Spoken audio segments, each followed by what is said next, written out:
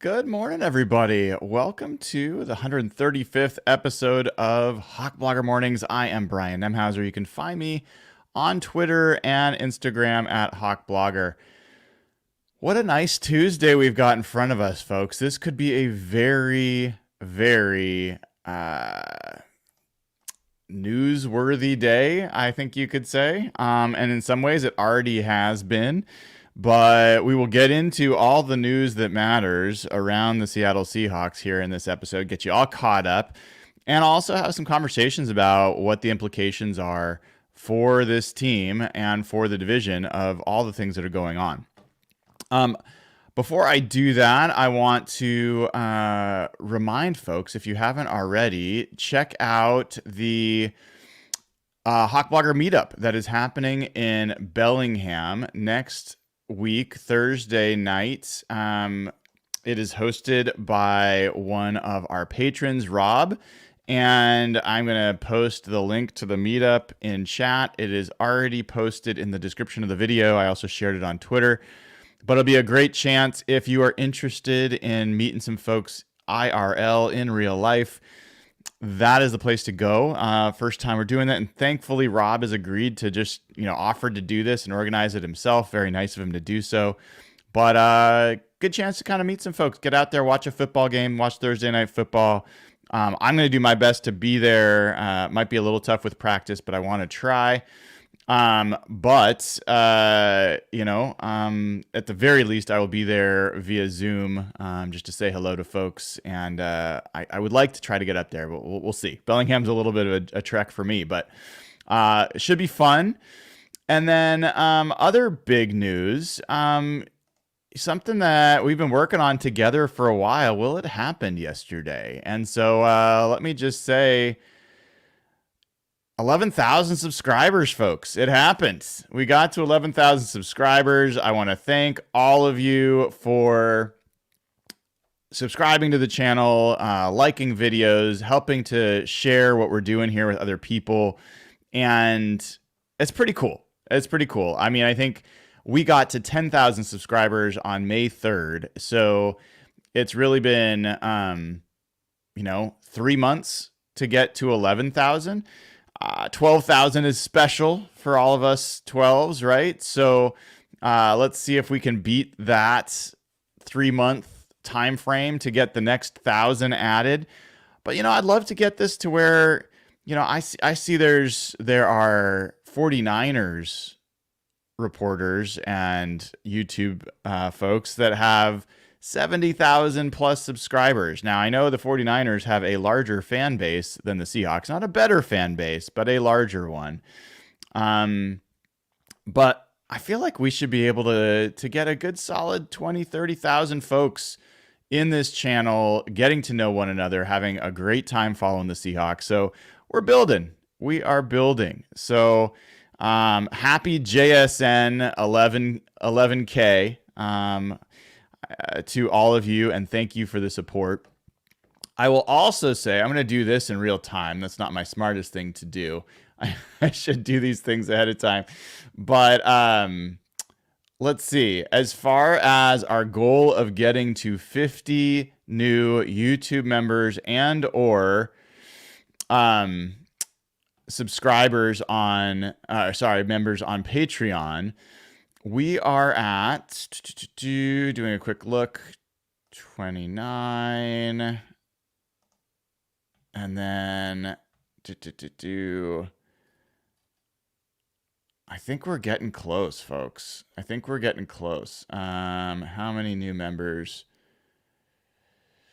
Yeah, we're very close. I think we're about 5 people away from getting to the 50 new members count on Patreon and YouTube.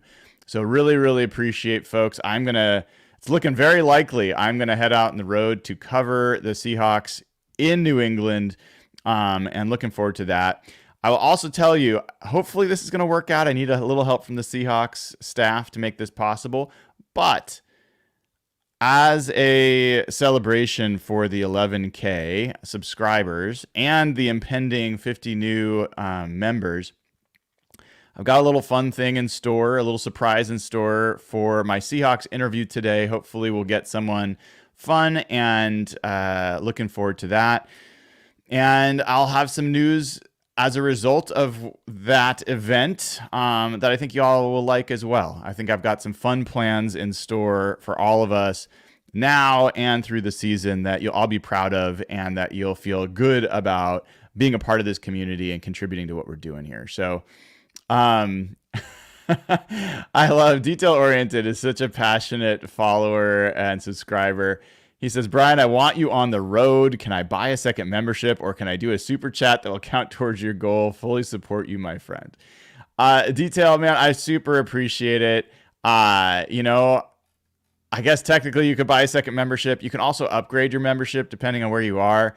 I will certainly, count on suite level members, club level members. Those are really, really important additions. Anyone that wants to join the Ring of Honor on Patreon, there's a couple open spots, and that's the way to go if you can make it happen. But patreon.com/hawkblogger, we are going to have a dinner at Daniel's Broiler, my treat, with myself, Evan Hill, Jeff Simmons, Nathan Ernst, the night or 2 nights before the season opener. So if you really want to go all in, Ring of Honor is the way to go. And it's just a really good small group of folks that we get to know pretty well on a personal level. So really appreciate those folks. And if you want to join there are still a few open spots if you'd like to do it. All right. So with all that done, let's get into the conversation about really the news that broke even since I was live with Jeff Simmons yesterday afternoon. We were talking primarily about Connor Williams. There was these light rumors about Brandon Aiyuk. Well, those rumors have caught some momentum, and as it currently stands, and I'll have to check Twitter as I'm on here because who knows if there's new news. I'm going to butcher the name, but he works for, it's Matt Mayoko for NBC. Oh my gosh. Detail oriented. What an amazing super chat from you. He's already a sweet member, but I hope that convinces you to say you're going on the road. You dude, it's going to happen. It will happen. I will make it happen. So I appreciate it, man. This is such an amazing super chat. Thank you so much for doing it. And thank you for being a sweet member. Also, we've got a super chat from Mark Mitchell talking about Connor Williams. Understand Weston's how good Connor Williams is. Can you give me some feedback? I will talk a little bit more about Connor Williams coming up. So thank you for the super chat, Mark. I'll get back to it. Again, I really appreciate your detail. What a great supporter you are. So Matt Mayoko from NBC Bay Area is kind of the guy that, is Brady Henderson talks about him like he's the dean of the 49ers reporting crew, the beat reporters. And he came out last night with an article saying that the 49ers have reached an agreement in principle. They have the framework of a deal with both the Patriots and the Browns that would send Brandon Aiyuk to those teams. And that right now they've now given Brandon Aiyuk permission and his representation to negotiate with those teams. And so earlier in the day, a guy named Cam Marino, who is a questionable quality, questionable reliability as a reporter, had reported that the 49ers had agreed to send Aiyuk to the Steelers. Well, this report from Mayako actually refuted that, said that the Steelers are no longer in it, that they didn't meet the 49ers trade demands. The Commanders also had been rumored for a long time. They are also no longer in it. And this is the other twist here, just to keep you guys so you can follow along, because there's a lot of this is a really fascinating case study for how business gets done in the NFL. So, where does Brandon Aiyuk want to go? He has been very clear. He wants to go to Washington. He wants to play with Jaden Daniels, his buddy. If not there, he wants to go to Pittsburgh. Those are the two places Brandon Aiyuk wants to go. Now, which are the two teams that the report, which is clearly coming from the 49ers, says that those teams are not involved? It's the two teams Brandon Aiyuk wants to go to. If you think that's by accident, I've got a bridge to sell you. What the 49ers have done is they have given Brandon Aiyuk this opportunity. Sure, you want to be traded? Here you go. You can go to Cleveland. You can go to New England with a team that's not going to win for years. Go ahead, get your money.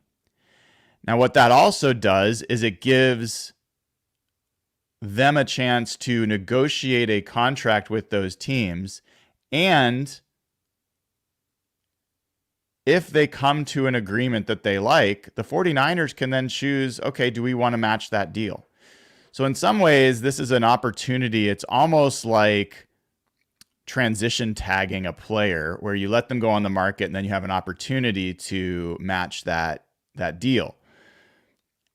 The 49ers, I still think, would like to keep Brandon Aiyuk. I still think that's their primary goal, and that this is the next stage of them saying, okay, judo move, we're going to give you what you want. We're going to give you this opportunity to leave, and you're going to probably not want it. And maybe you see that those teams give you $29 million and we're offering you $27.5.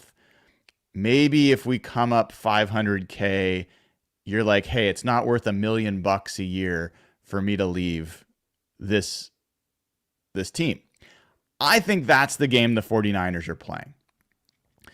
I also think there is a chance that what we're going to see is that the 49ers are trying to get a better offer from the Steelers or the Commanders. Seems like the Steelers are the more likely team that is, going to stay in this one way or another. And by kind of having this, oh my God, Detail Oriented just gifted 10 Hawk Blogger memberships. I don't know what that means. I've never seen that before, but we have clearly just passed the mark. So congratulations, folks. I am buying tickets. I will be covering the game on the road to the Patriots, who very remarkably could be featuring Brandon Aiyuk. The Seahawks may face Brandon Aiyuk this season, but not with the 49ers as possible. Amazing support, Detail Oriented, unbelievable. Thank you so much. I am truly, truly humbled and honored that you are showing so much support. It's really, really cool. I'd love to know who those memberships are going to. That's so cool. All right, so that's another bit of news. I'm covering the team on the road. That's great. I can't wait. I've never done that before. Going to be in the press box. Going to have to figure out how to cheer for the team without cheering for the team. I might be obnoxious. I don't know. We'll see what the food's like in the press box out there. I've got family out in New England, so lots of great reasons for that trip. So I'm looking forward to it. And then on to Detroit maybe in week 4. We'll see. We'll see if we can swing that as well. Thank you so much for the support. All right, so getting back to it, I think that the Steelers may be a team that's interested in trying to increase their offer, but I'm not sure what the Steelers are going to be able to give the 49ers that they're going to want to take. If you look at all these deals that the 49ers have, quote, agreed to so far with the Browns and with the Patriots, it has involved getting a wide receiver in return. And the Amari Cooper is the guy. Amari Cooper is the guy that they would get back from Cleveland. Kendrick Bourne is rumored to be the guy they get back from New England, who's got connections back to the 49ers. Now, the Steelers, they're not going to trade George Pickens. He's not coming back. I can guarantee you that. Could they maybe trade Roman Wilson, the rookie from Michigan that they got? Maybe. I mean, he's been having a great camp by all reports. I could maybe see that, but he's a little bit redundant with Ricky Pearsall. So I'm not sure they need another slot receiver. Van Jefferson? Like, I don't think the 49ers want Van Jefferson or Quez Watkins. I just don't know what the Steelers could return to the 49ers that they'd want. I mean, would they trade an offensive lineman? Maybe that could be something that the Steelers could offer. It's kind of that's the part that I just don't quite get about what the Steelers would give that would be worth it for the 49ers. And so while I think that they would love to make it happen, I don't see the player compensation that they could offer that would make sense. I also think that from the 49ers standpoint, the Steelers draft pick is probably going to be the worst of the ones that they're looking at. So it's worst draft pick compensation and it's the least amount of players. So I think the 49ers, where the leverage could switch is if Brandon Aiyuk's like, I am not coming back to you. It's just not going to happen. And these other teams, he doesn't want to go there. Maybe they just eventually say, hey, we don't want this distraction and we'll send you where you want. I think it's unlikely, but there's a lot of the 49ers, people that are close, are expecting the Steelers still to emerge as the team that ends up getting them. Maybe if the Steelers include a first round pick, I think rumors are that the Patriots, for example, are offering a second. Maybe they'd want maybe a first for the Steelers would be good enough to have that happen. Maybe it would have to be a first and a second. I just don't know if draft pick compensation is going to be enough to get this deal done from a 49ers standpoint, because they are in their window right now, or at least at the very tail end of that window, and trading one of their, if not their most valuable offensive player outside of Trent Williams for draft picks does not help them get there. So while the Steelers seem like the team that a lot of people are still betting on, even though the report was that he will not, that they're no longer in the running, I'm having trouble seeing that one. I think it's surprising and interesting that the Commanders seem to be out on this, because Adam Peters, who is the GM, comes from San Francisco. So he knows Brandon Aiyuk very well. He also knows John Lynch very well. He knows that organization. And if they're not able to come to a deal, then I think that's another example of, I think what the 49ers are likely asking for is something that the Commanders are unwilling to surrender. And best guess is that it's Terry McLaurin. They were probably asking for Terry McLaurin, Scary Terry, and the Commanders are not really interested in giving him up. And so, I mean, Jahan Dotson's an okay player. I just don't know that there's another guy on that roster that they'd want. So I think that's where they are in trouble in terms of getting an offer there. But let's just talk for a second. If this happens, oh my gosh, Boris Goggle joins as a new member. Welcome, Boris. So great to have you. I wonder if you're one of the gifted members. It's so cool. Welcome to the family. So if this happens, then what you're talking about is like Amari Cooper coming back. Let's say that that's maybe, a legitimate option. He's a quality receiver. I don't know that he's actually a great fit for the way Shanahan runs his offense. Amari Cooper often is a downfield guy. I don't see him running the same kind of patterns that we see Brandon Aiyuk running and that a lot of these guys run in Shanahan's offense. I'm not sure how great of a fit he is. He also is not nearly the blocker that Aiyuk is. If you have him go to New England, Kendrick Bourne coming back, I mean, I don't think I have to tell anybody how much of a downgrade Kendrick Bourne would be as a receiver for the 49ers. He does know the system and he did play well in it. But, you know, when he was with San Francisco, you know, he was like a 72 graded receiver. He was like a quality receiver, but nothing. He's not like an 87. Like he's not like an elite receiver the way Aiyuk is. And he was an awful run blocker. His grades are in the 40s, the 20s. Aiyuk is one of the top 5 run blockers at the wide receiver position. I'm going to keep hammering that home. Everyone's going to talk about his catching and that part of his offense, but his run blocking is such a huge part of that 49ers offense. So any of these options do not, dramatically reduce the 49ers probability to be as good of a team as they have been the last few years. So that's the Brandon Aiyuk news. The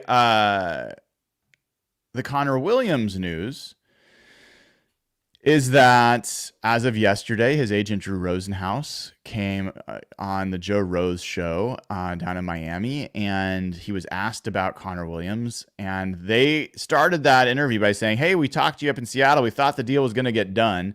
So they already were kind of clear. They got a pretty good feeling it was going to happen in Seattle. And Rosenhaus said, it's going well. Connor's very healthy. He should be able to start the regular season. And that he is in negotiations and thinks the deal is going to get done in the next 48 to 72 hours. So that would now make it the next 24 to 48 hours at the time of this episode. And he said they're talking to Seattle and they're talking to some other teams. And then it came out not so long after that in the afternoon that Connor Williams has visited the Ravens and that he is deciding between the Ravens and the Seahawks.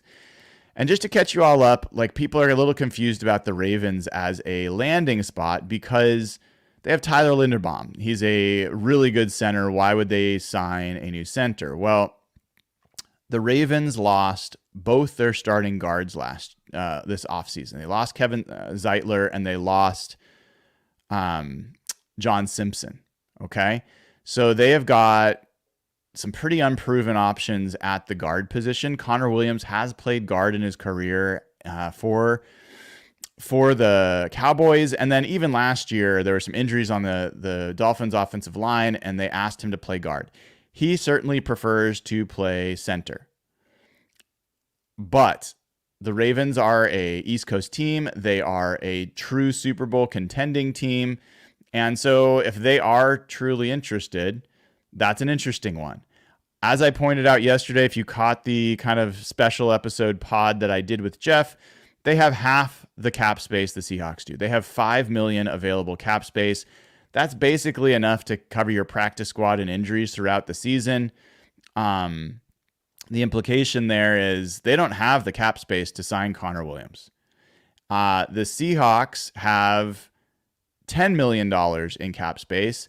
They do have the space to sign Connor Williams. The most likely interpretation of what's going on here is Drew Rosenhaus is doing his best to get the Seahawks to feel like another team is in the market for Connor Williams and to up their price. We'll see. I have a feeling this is going to get done. I have a feeling Connor Williams will be a Seahawk. And what's really interesting about this is that let's say both of these things happen. Let's say that Brandon Aiyuk is traded away from San Francisco, and let's say he goes to New England or Pittsburgh. In either of those situations, the 49ers get dramatically worse this year. Okay? Dramatically worse. Brandon Aiyuk, everyone talks about Christian McCaffrey, and for good reason, incredibly valuable player.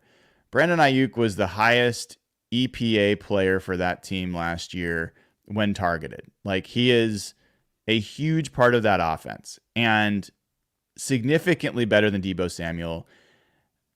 He is a guy that can get open. He runs routes as well or better than almost anybody in the NFL. He can beat you deep. He's tough over the middle. They lose that. And all of a sudden, Ricky Pearsall has to step up, right? Significantly. Juwan Jennings has to step up significantly. And so the 49ers definitely take a big step back in that scenario. And then the Seahawks add Connor Williams. And getting back to that super chat from earlier, just to give you an idea of who Connor Williams is, last year, Connor Williams had a grade of 86.5, and that's one of the best. It was the second best among all centers in the NFL. And, just to give you a little bit more, idea, this is a guy that,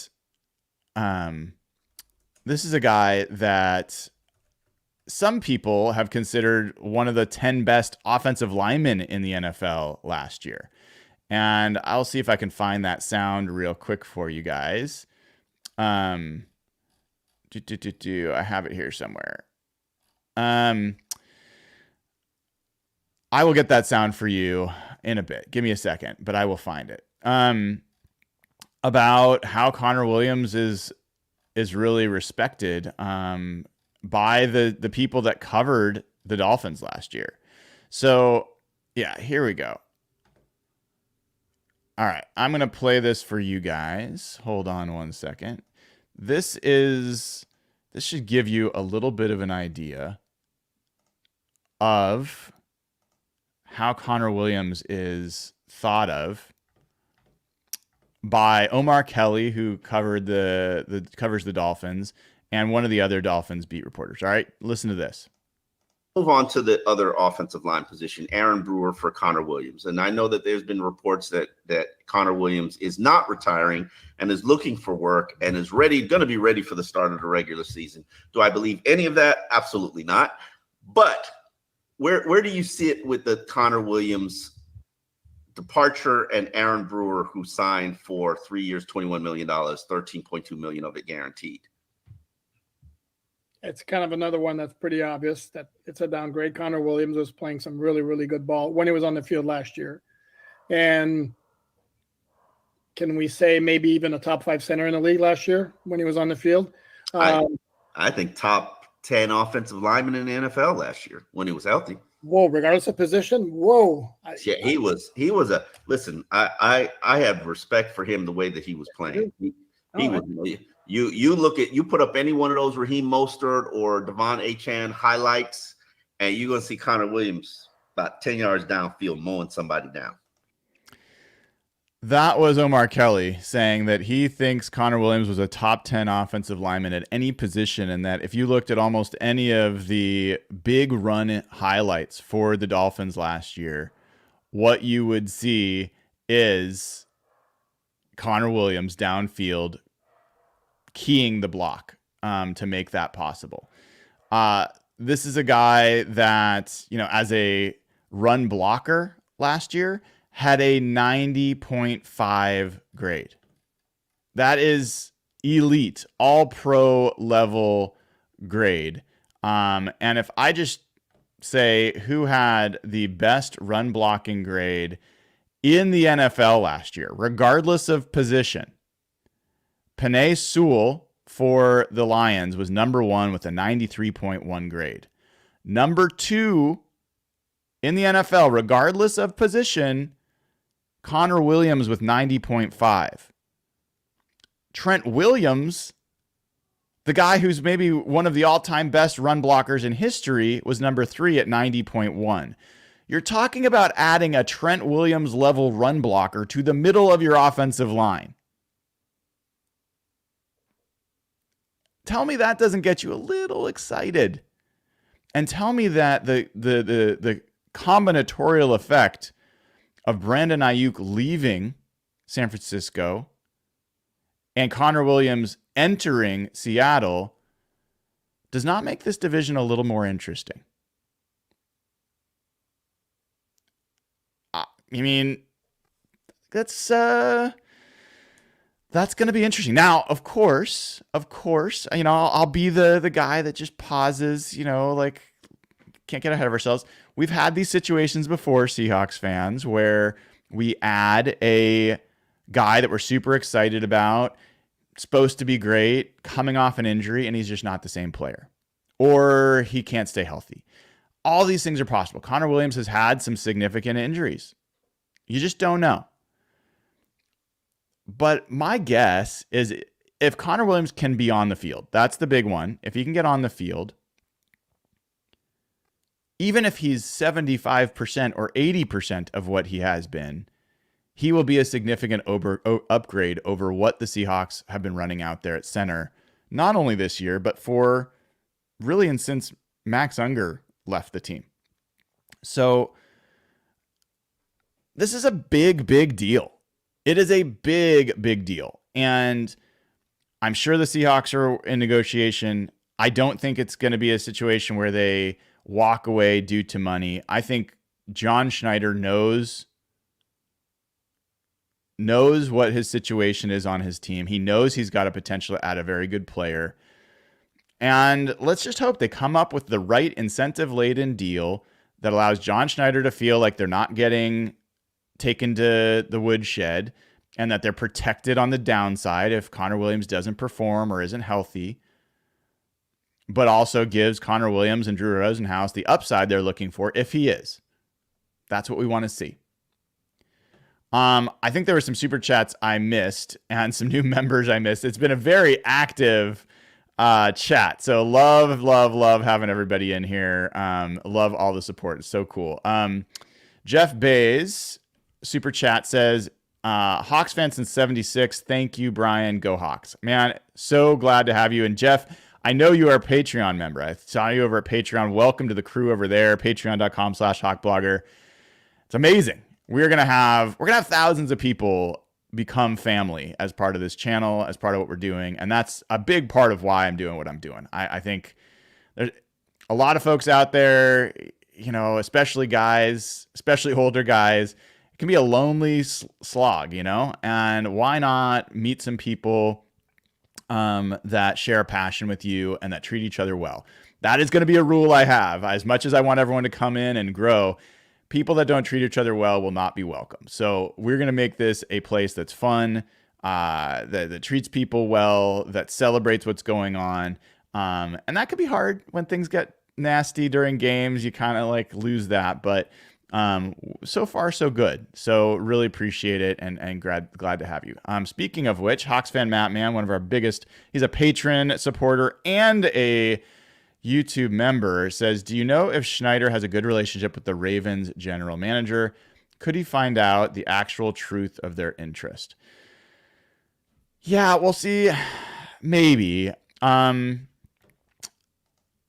think that let's say that he and Eric DaCosta, who is the Ravens GM, let's say that they are close. Things change a little bit when you're doing business, right? This is if it's really a situation where they are competing for the same guy, they're not going to have a lot of conversation about what's going on. So I don't think that that's likely to happen. I think John Schneider has a pretty decent idea. I think he knows what I just told you. And I think he knows probably that Drew Rosenhaus is playing poker with them. The leverage that Drew Rosenhaus has is less to me the Ravens and more that I think they're willing to sit out for a while. They're willing for another team to get involved. I mentioned the 49ers. They're going to have a ton of cap space this year. They could absolutely just blow everyone out of the water with an offer for Connor Williams if they wanted to. if they lose Aiyuk specifically. So I think they can wait. And I think Schneider has first mover advantage. And I think he'd be smart to lock this thing up because I don't think it's going to get better for him. All right, next, Walter Napple, welcome as a YouTube member. So great to have you. Old school Seahawk, what an amazing episode today. Hit like and subscribe, people. Thank you. That is awesome. All right, scrolling through, there's so much going on here. Detail just gave another 20 Hawk Vlogger memberships. This is unreal. One of the most generous days on the show. So cool. Unbelievable. Thank you, Detail, for all that you're doing, man. Unreal. What a hero. Michael Fawcett with a super chat says, if Haynes doesn't win the starting job, do you believe he was still the right pick? There were definitely other positions options available. Cheers. Michael, welcome back. Great to have you as a YouTube member as well.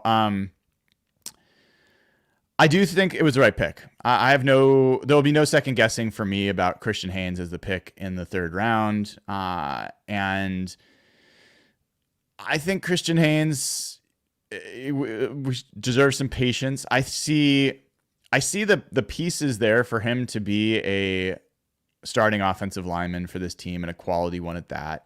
I do believe that he will benefit from a full year in the NFL and a full offseason where he can, I think, put on a little bit more muscle.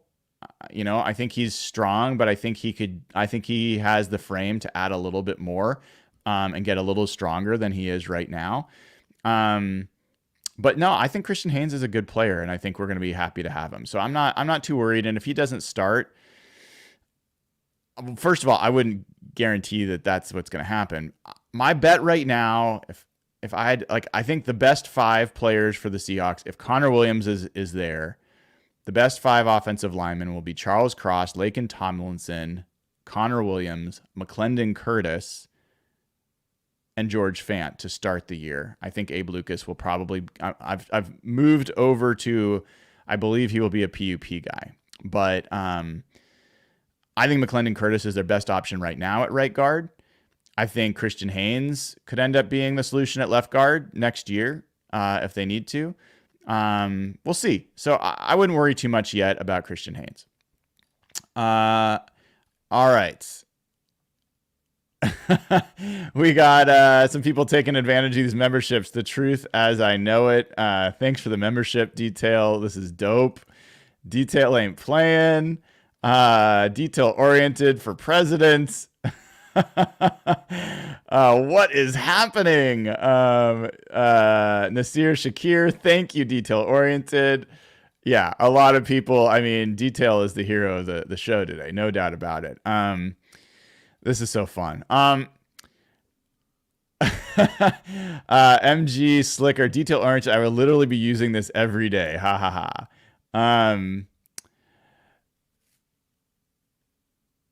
And then Peter Jacobson says, as Brian would say more about Curtis over Bradford. So what I'm seeing with Anthony Bradford is he started off camp pretty strong, and he's a big dude. He's a strong dude. He still brings that part of his game. But what I was worried about last year with him is he was very inconsistent in his pass protection. And if anything, he was consistently not great at pass protection. I'm seeing that still. And I think the team is seeing that still. He is getting run by too often. Uchenna Nwosu has abused him on the inside a few times. I'm not seeing his ability to do that as consistently as necessary. I just think McClendon Curtis brings the physicality that you want at that position, and he is gifted enough as an athlete that he can play right tackle. So if you take someone that's gifted enough as a athlete and a mover to play right tackle and you move them to guard, he's just going to be a better pass protector than Anthony Bradford. I'm pretty positive about that. And I think he might be as good or better of a run blocker. So you put those two things together and I'm like, what's the downside? And he's also just nasty, man. Bradford has a nasty streak as well, but Curtis he's violent. His strikes are violent. I think he's got like 35-inch arms. He hits people, man. And so I like what I see. I didn't know what I was going to see when I got to camp, but he's been a guy that I generally like. And honestly, I really like Mike Jarrell at right tackle. I might like Mike Jarrell at right tackle more than I like McClendon Curtis. So I think moving Jarrell one step up the depth chart also makes sense to me. Richie Brash, who's been one of our longest members, congratulations on a 3-month anniversary, Richie. Great to have you. Are you confident in the new linebackers? Not sure I am.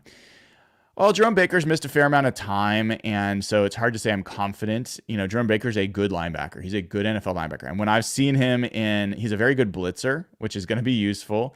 And when I've seen him in 1v1 drills going against the running backs, he's one of the tougher guys for them to block in blitz drills. So he's a talented dude. It's just about health with Jerome Baker. Tyrell Dodson, I like. And I think you're all going to like too. He flows to the ball. He brings he lays the wood, as they say.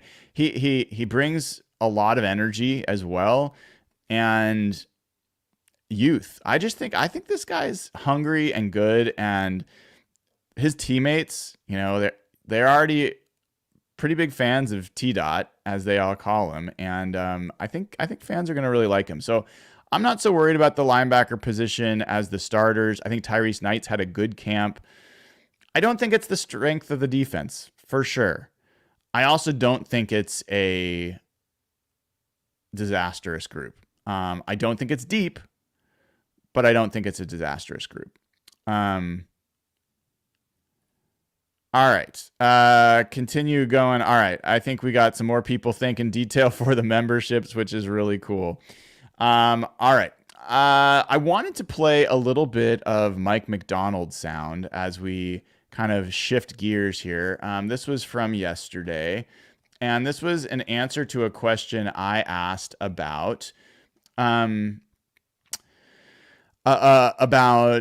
interior pressure versus edge pressure. And I'm going to probably pry a little bit more with Coach about this as time goes on, but I wanted to get his answer of, what are the pros and cons of interior versus edge pressure? And this is Mike McDonald talking about that. I mean, yeah, I'd love to.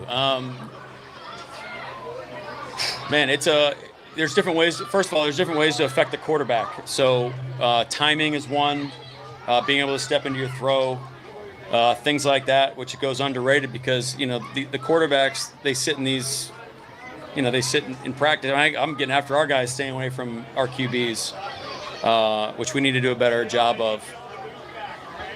But sometimes there's a false sense of security. So when you get people in your lap, it's tough to step in and deliver throws on time, accurately, and and the shortest distance between 2 points is a straight line, and those guys are closer. So I think we're in the process of the edge guys feeling what our interior rush feels like and being able to play off one another. Sometimes you can't coordinate every rush. You can't just draw lines on a sheet and have guys just run it and everything, everybody's happy. It's, there has to be some improvisation to it as well, chemistry, how you play off one another. And that's why what all these reps are for. Did you guys hear that? I mean, what a friggin' awesome answer that was. Awesome answer. I mean, if you've heard me before, I have 3 goals with any question I ask. Doesn't mean that each question has to accomplish each of the goals, but one of the 3 has to happen with any question that I ask if I do my job well. 1, learn something about the person that I'm talking to. Do we learn something collectively about who this person is? 2, do we learn something about football? Something that helps us understand the game better. 3, does it get you fired up? Is it something that just gets you fired up? And he kind of hit almost all three there, but he definitely helped on the football, and he definitely helped on the fired up part for me. Like, so the important part of what he said there is, one, the shortest line between 2 points is a straight line. That's interior. And so he's giving you a little insight about what I've talked about on this show for years, or on my blog for years. Interior pressure is underrated and is important, more important than people realize. And that if you I didn't ask this, but I'm going to at some point. If you would only have one, which would you prefer? His priority is interior pressure, because it makes it harder for the quarterback to step up. It is quicker to get there in general, and it's just harder to deal with when you're having that kind of problem in the middle. So that's one part. The other part that he talked about is the chemistry between the edge guys and the interior guys. And he talked about the fact that the edge guys are starting to learn how to play off of that interior pressure. Big deal, because that's what I've been noticing. They've been doing a lot of two-man work, two-man drills to help guys get used to these twists and stunts and various things that they like to run. Quote, the pressure patterns that Mike Macdonald implements. Well, you heard him say, like, it's not as simple as here you draw up these arrows and you go here and you go there. That's the general idea, but there's improvisation, there is coordination, there's timing, there's chemistry, there's adaptation, improvisation to, like, oh, okay, this guy had to adjust his set in a certain way, so I'm going to do this instead. And that just takes time. It takes reps. And I am starting to see the edge guys get better and playing off these guys better. I think the interior guys are just legitimately problems for opposing offensive lines. And it's going to be more about the edge players figuring out how to get their best advantage working with them. I think Derek Hall is farther ahead in this regard than the other edge players. I think it's taken Boye Mafe a little bit more time to figure this out. I think he's still working through it.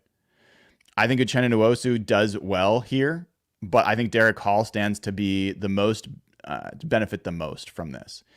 And so I just wanted to play that sound because I thought it was an important thing for you all if you hadn't heard that sound before. And while I was talking, of course, Detail Oriented gives away 5 more memberships. Unbelievable. I can't even count as high as how many memberships he has gifted, not to mention the super chat. Just an amazingly generous day from Detail Oriented. And that's the kind of community we got, folks. We got people like Detail Oriented here, one of the best, and so excited that other people are getting a chance to join the crew. Jim Jones, a new member, says we may have to start a GoFundMe for Detail if they keep this up. It's true. It's amazing, man. And here's Brendan Myers saying thank you. Yeah, so a lot of folks, make sure you get an opportunity to thank Detail Oriented. I'm going to New England, folks. I got to make my arrangements. I'm going to be covering your Seahawks on the road for the first time. I will give you all the coverage possible. And today, yesterday was a 4-pod day for me. One of them was on Dan Veen's show, but today I've got this show. I will have a post-practice report. I think I will be able to do that depending on time. I will try to have a post-practice report. I'm going to be going on the Dave Softy Mahler show, co-hosting with him from 3 until 6 o'clock today. So you can tune in there on KJR. 3 hours. I don't know why anyone's going to want to listen for 3 hours, but I will be there. So look forward to having that go on this afternoon. And then, man, make sure you've got, you've liked, you've subscribed, and you click the bell, because there's so much news breaking that, if the Connor Williams thing happens today, if the Brandon Aiyuk thing happens today, then, I will go on. We'll talk about it. We'll have an emergency pod as best and quickly as I can. So really, really appreciate it. Keep an eye out for the player interview. If you are a club level or higher YouTube member, you will get immediate access to that interview as soon as it posts. I may just make it public for everybody today because it's a special one, but going to be fun. I'm going to do something fun, and I think it's in the same vein as Detail and what everyone else has been doing today and showing support for the community. So we got a super chat here from Garth, also a prolific super chatter. I'm sending a super on behalf of Detail's generosity. I'm sorry you have family in New England. It's good. It's good. I've had family on the East Coast, and it's helped me realize that I want to make sure I stay in the Northwest. So I love my family, but I don't love the East Coast so much. Not my jam. All right, folks. I think we're gonna call it there, man. I feel like I should keep going because this has been such an amazing show, but really, really appreciate everybody's support. Really excited about 11,000 subscribers. Excited about what's like probably now like 75 or 80 new members. A lot of them thanks to Detail Oriented helping to make it happen. I'll be going on the road. We got some amazing super chats in here today. So the whole chat is practically lit up with green members, which is just amazing and super fun. I really, really, really appreciate you all. And I can tell you guys are excited, and so am I. So let's get to it. Let's have a great day. I will see you all later. Until then, I'm Brian Nemhauser. You can find me on Twitter and Instagram at HawkBlogger. This has been episode 135 of Hawk Blogger Mornings. Take care, y'all.